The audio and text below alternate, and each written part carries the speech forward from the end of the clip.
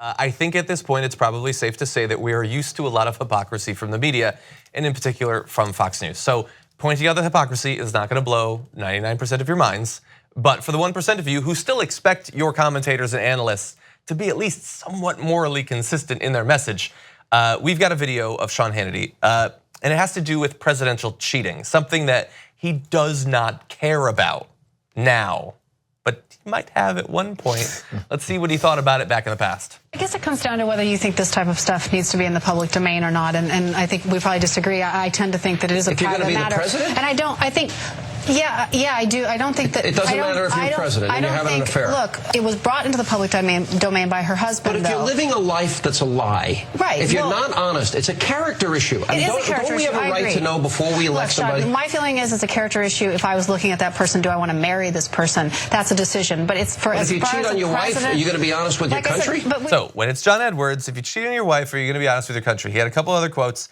If you take a vow, a promise, a pledge, a solemn vow, and you promise to love, honor, cherish, be faithful to, in good times and in bad, richer or poorer, better or worse, and be faithful, till death do you part. If you can't keep that vow, why should people not be suspect that you can keep a vow to, preserve, protect, and defend the Constitution of the United States? He also said, and I'm wondering, if you can't keep the promise to your family, can't keep the promise to your wife, you're having an affair, you're lying about the affair repeatedly, why should the American people trust you when you say you're not going to lie to them? Why should we trust you? He didn't say Donald Trump because this was before Donald Trump, but it certainly seems to apply to some people named Donald Trump who have had affairs, who have lied about them repeatedly, are still lying about them until Michael Cohen tapes come out and show that those were lies. The thing is, we know all this. Like, none of this is new. We know that that's the way operation goes with hypocrites when it comes to anything moral. I mean, we're talking like affairs, children out of wedlock, abortions. We always hear about that too. With a lot of guys who are litigation stuff, all that stuff. If it's something that they're gonna be involved in, it's not a problem anymore. What I need to see, what has to happen is next time he gets into has some lib come on and wants to berate them over how they have Trump syndrome, somebody's gotta put these quotes in his face, and he has to look in the middle of that interview and address them. Yeah. Because things, we always see it. We've seen a full Fox News back and forth about their hypocrisy. No one brings it to them when they're not ready for it. And needs them to explain this. Yeah, they should do that. Although, I mean, it would be lovely if he would simply like shatter into 1,000 pieces when faced with his own hypocrisy. But of course, he's not going to do that.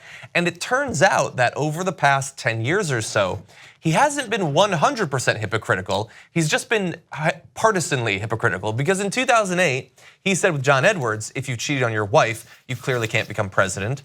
10 years later with Trump, he doesn't care at all. It doesn't matter if you repeatedly cheat, even as your wife has just given birth to your new child, you're just cheating with adult film stars and Playboy models and all that stuff, he doesn't care. In the middle though is John McCain, who he also thought it didn't matter that he had apparently cheated, which I didn't even know that he did that.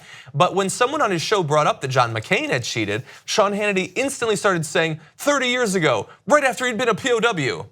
Well, Jesus, to be fair, did say, you should maintain the sanctity of your marriage unless you'd just been tortured. Of course, he didn't say that. So he doesn't care when it's a Republican, and he's been very consistent with that. By the way, at least there's that consistency. You got to give him that much. Whenever it's Republican, so he goes through the whole thing back and forth. Again, I wish we could. I wish he'd have to actually speak on this and talk to someone about where. I added him on Twitter about it. I don't think he's going to. Yeah, it's just, and why should he? Why should he? What does his audience care if he's consistent? They don't listen to him because he stands strong for his values. They listen to him, as so many people do, because he knows exactly what they want to hear, and he barks it at them night after night after night. That's what they want. They don't want consistency. They don't want, an accurate reflection of what is good and true about America and our values and all that stuff. They want to be told that what they believe about racial minorities and all of that is true. That Trump is awesome. Some people that are upset about this are saying like, oh, the difference being, Trump's affairs were before he was president, and now he is president. John Edwards wasn't president. Exactly. So then, it allows that argument to be, oh, well, he doesn't have any principles, morals, or values, and if he lies to his wife and his brand new newborn child, of course he's going to lie to the American people who he doesn't personally know. Yeah. And you can make that stretch. Continue to make it is all we're looking for here.